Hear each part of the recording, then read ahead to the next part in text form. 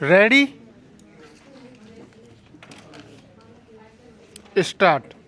महोदय, मेरी शुरू से यह मान्यता रही है और आज भी है कि सभी भाषाएं हमारे राष्ट्र की महान भाषाएं हैं। कोई भी भाषा न तो एक दिन में तैयार होती है और न ही वह अगले दिन मिट जाती है। किसी भी भाषा के पीछे उस भाषा से जुड़े लोगों के अतीत के संस्कार काम करते हैं। मैं इसे हमारे देश की एक बहुत बड़ी विशेषता मानता हूँ कि हमारे यहाँ इतनी भाषाएं हैं और उन भाषाओं के पास इतना समृद्ध साहित्य भी है।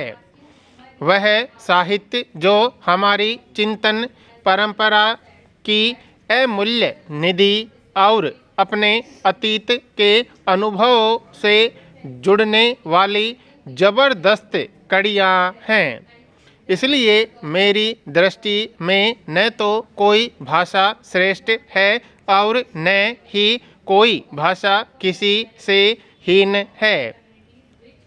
लेकिन जहाँ तक हिंदी भाषा को राष्ट्रभाषा बनाने की बात है, इसके बारे में पंडित जवाहरलाल नेहरू द्वारा 30 जुलाई 1956 को संसद में कहे गए शब्दों को उद्धृत करना चाहूँगा।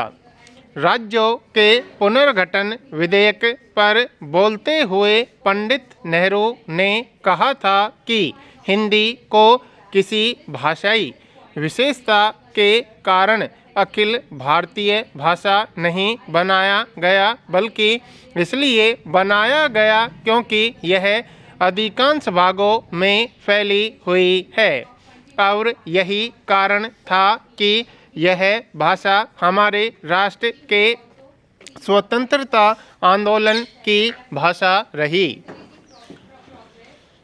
19वीं शताब्दी के मध्य से ही हमारे देश के चिंतकों, समाज सुधारकों और राजनेताओं ने व्यावहारिकता का अनुभव कर लिया था। बोलने वालों की संख्या की अधिकता के कारण हिंदी भाषा ही एक ऐसी भाषा हो सकती थी जिसके माध्यम से पूरे देश के साथ बातचीत की जा सकती है। महत्वपूर्ण बात यह है कि ऐसा अनुभव हिंदी भाषियों ने नहीं बल्कि उनसे अधिक अहिंदी भाषियों ने किया और उसे कार्य रूप देकर हिंदी भाषा के विकास में सबसे बड़ा योगदान देने का गौरव भी प्राप्त किया। दयानंद सरस्वती गुजराती भाषी थे, लेकिन उन्होंने सत्यार्थ प्रकाश जैसा दार्शनिक ग्रंथ हिंदी में लिखा। वे अपने प्रवचन भी हिंदी में ही करते थे। लोकमान्य तिलक मराठी भाषी थे, जिन्होंने स्पष्ट रूप से कहा था कि हमारे देश की किसी एक भारतीय भाषा को संपर्क भाषा बनाना है।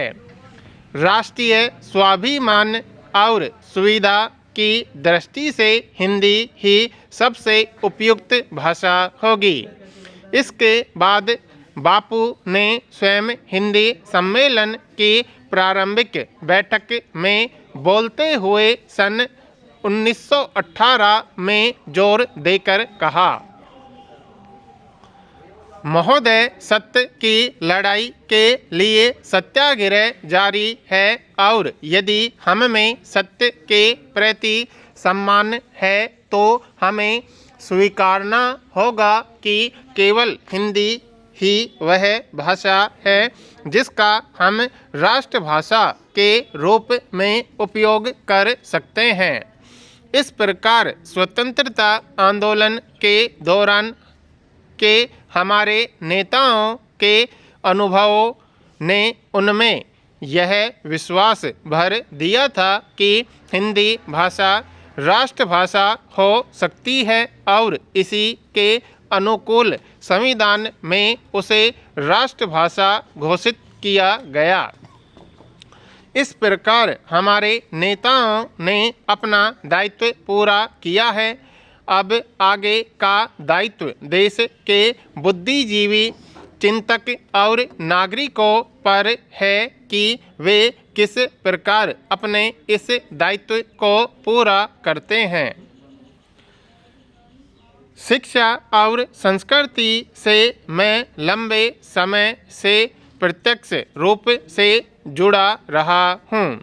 इस जुड़ाव के कारण मुझे यह अनुभव होता रहा है कि हमारे यहाँ हिंदी का काम कम होता है, बातें अधिक होती हैं।